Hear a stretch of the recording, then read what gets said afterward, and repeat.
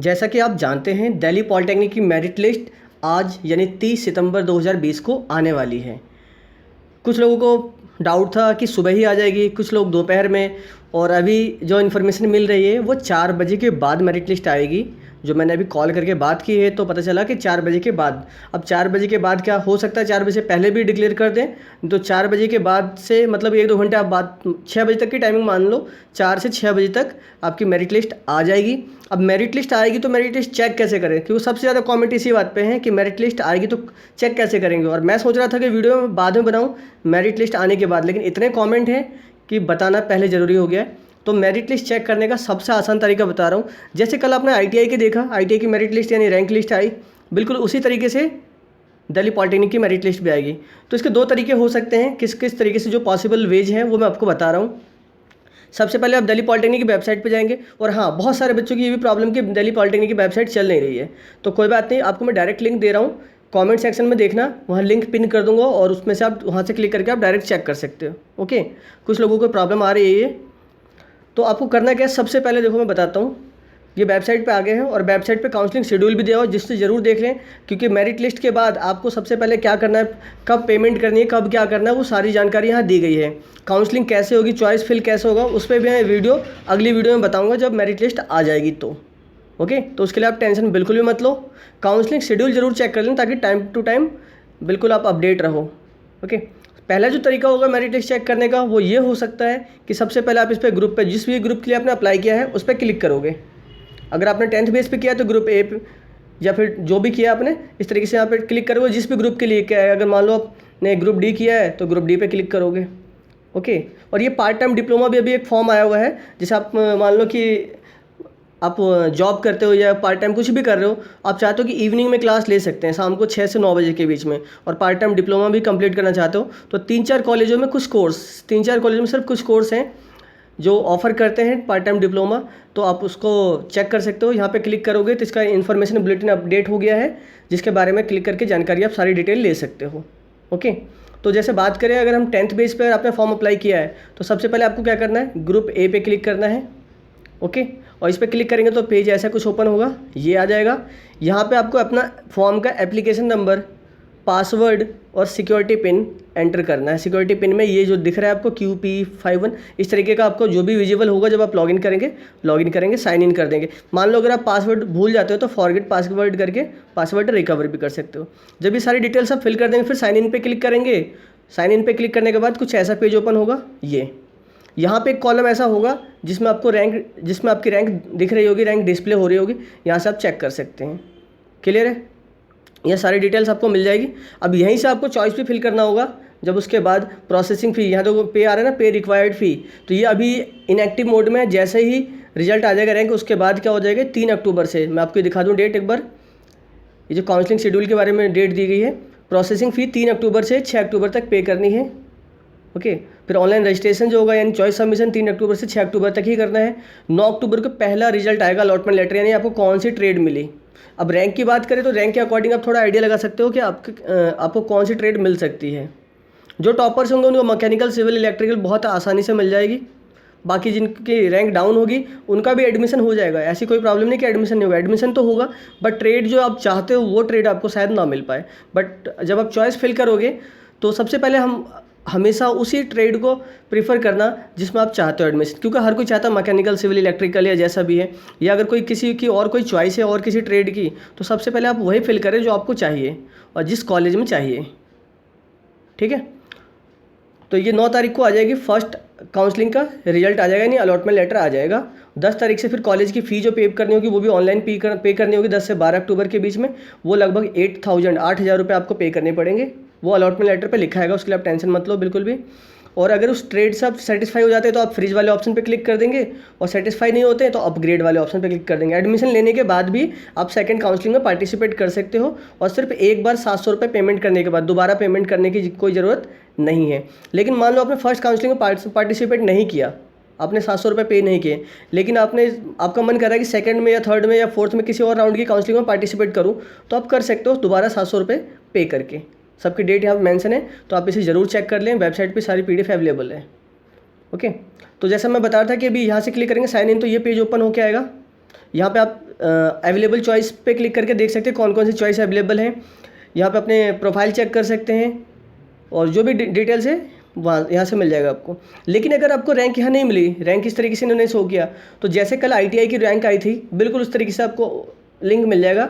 यानी इसी पेज पे आपको एक लिंक मिलेगा जहाँ पे लिखा होगा डाउनलोड योर रैंक या मेरिट लिस्ट। क्लियर है? उस पर जब आप क्लिक करेंगे तो कुछ इस टाइप का पेज ओपन होगा। ये दिखा, जैसे ये ITI का था ना कल, उसी पेज को मैं दिखा रहा हूँ, बिल्कुल इसी टाइप का पेज ओपन होगा। इसके अलावा और कुछ नहीं हो सकता। ये 2 ही प्रोसेस है जो मैंने आपको बता दिए।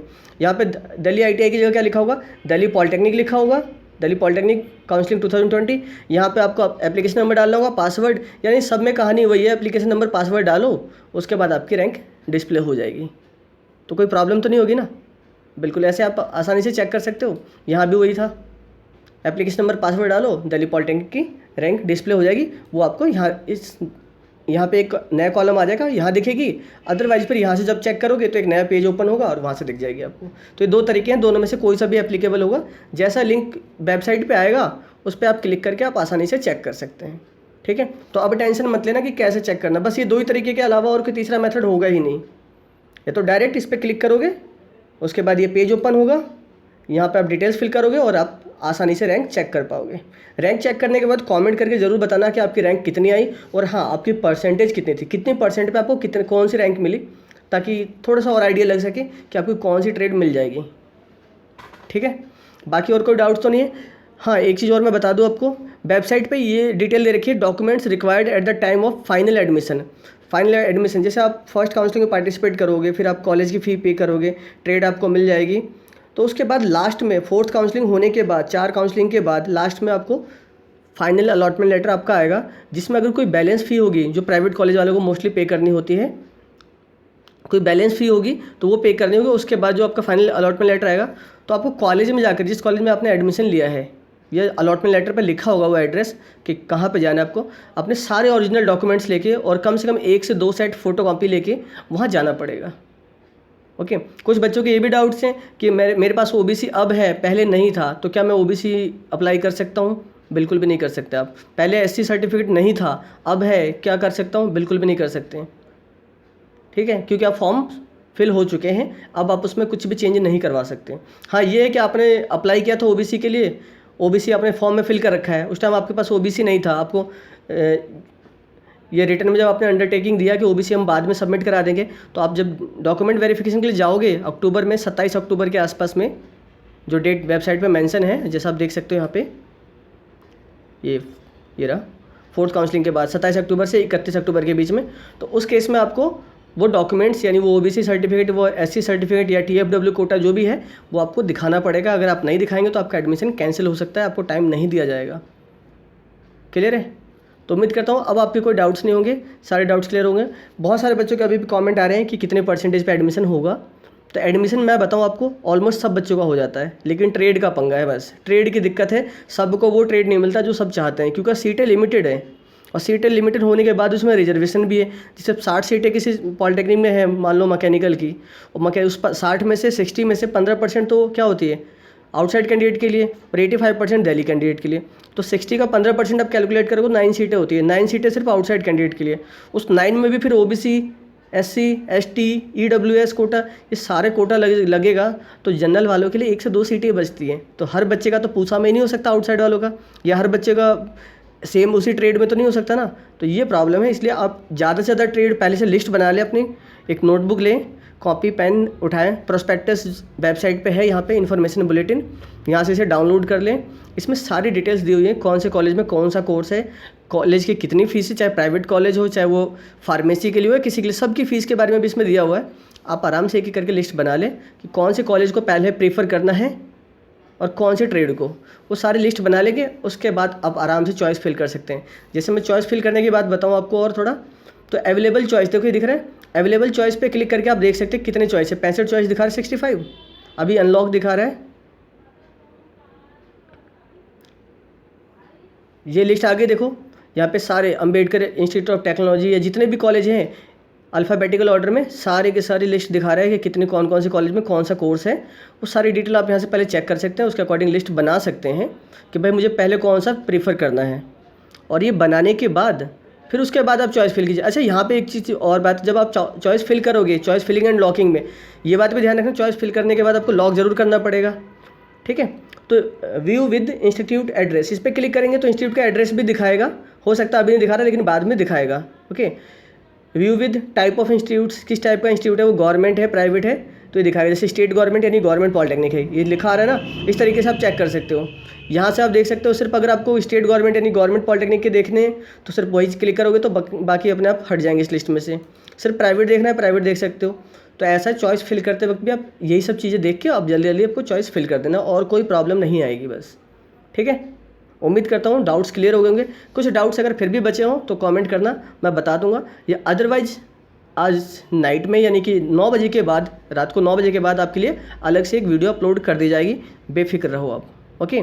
अगर 9 बजे के बाद भी आपको डिटेल में वीडियो चाहिए, कुछ और भी इन्फॉर्मेशन चाहिए, कमेंट करना, मैं सारी बातें बता दूँगा उस वीडियो में, ओके।